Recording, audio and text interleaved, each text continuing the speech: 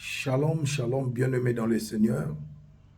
Comme je vous ai dit le lundi passé, nous nous retrouvons chaque lundi pour partager de la part du Seigneur. C'est votre humble serviteur, le prophète King Élisée Moulolo.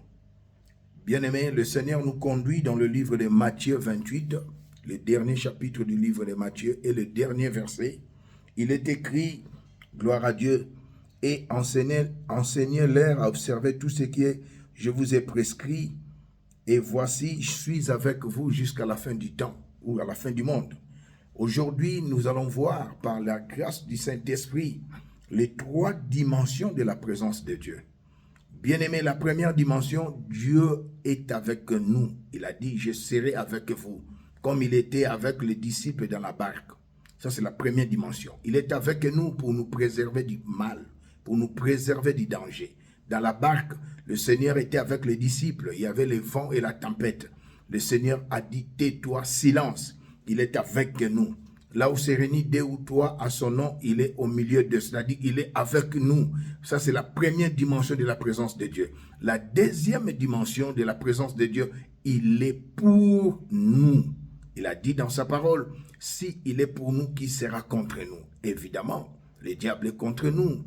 Les méchants sont contre nous.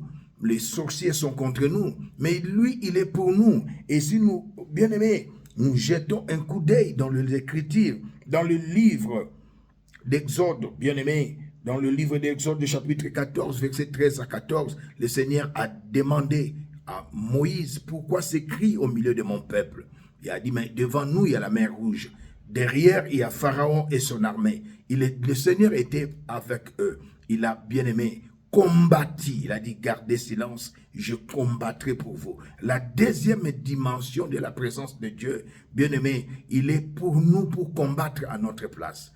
Dans certaines situations, nous combattons nous envoyons les flèches prophétiques à l'ennemi en déclarant des paroles de prophétie. Mais la deuxième dimension, il est pour nous. Et la troisième, oh, gloire à Dieu, bien-aimé, j'aimerais dire à quelqu'un, la Bible nous dit ceci, Christ est en nous, gloire à Dieu. Christ est en nous, les mystères de Dieu, Christ, cela signifie quoi? Christ est l'incarnation de Dieu, bien-aimé. Dans les Écritures saintes, il y a 11 grands mystères. Parmi les 11 grands mystères, Christ est en nous, comme la Bible déclare dans le livre de Romains, chapitre 8, le premier verset. Il n'y a plus de condamnation pour ceux qui sont en Christ.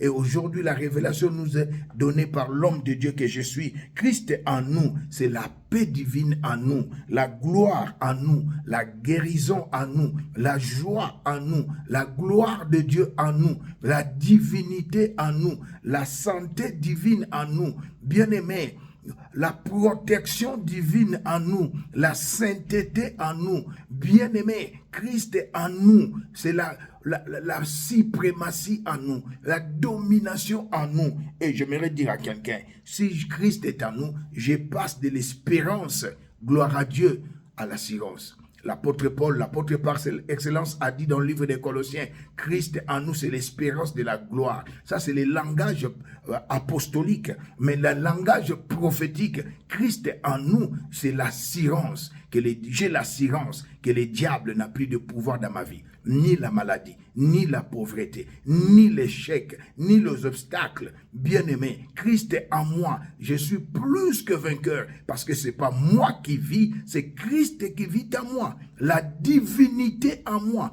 Il y a trois dimensions de la présence de Dieu. Il est avec nous pour nous préserver du mal.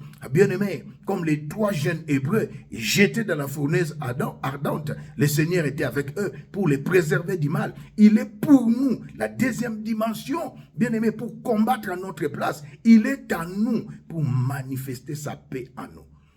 Christ est l'incarnation de Dieu, mais toi, tu es l'incarnation de Christ. Bien-aimé, tu n'es plus de la descendance d'Adam. Bien-aimé, examinez les Écritures dans le livre de 1 Corinthiens chapitre 15, le verset 47, que dit les Écritures? Le premier Adam est tiré de la terre, il était terrestre, mais toi tu n'es plus terrestre. Tu es né de la parole de Dieu, tu es devenu céleste. Tu es de la descendance de Christ. Tu n'es plus la descendance du deuxième Adam. Tu es maintenant le descendant du deuxième Adam. Le premier Adam est tiré de la terre, il est terrestre. Mais à qui tous ceux qui l'ont reçu, à tous ceux qui croient à son nom, il les a donné le pouvoir de devenir enfants de Dieu, lesquels sont nés ni du sang, ni de la chair, ni de la volonté de l'homme. Tu n'es plus terrestre. Moi, je ne suis plus descendant d'Adam parce que je suis né de la parole. Bien-aimé, je suis descendant de Christ. La condamnation, les limitations, bien-aimé, les réclamations n'ont aucun pouvoir sur moi et sur toi aussi. Je les déclare et décrète au nom de Jésus. Bien-aimé, qu'on ne vous trompe pas, toi qui es né de la parole, tu n'es plus de la descendance d'Adam, tu es de la descendance de Christ, du second Adam. Le bien-aimé, il y a les hommes terrestres et les hommes célestes. Toi et moi, nous sommes célestes parce que nous l'avons reçu comme Seigneur et Sauveur.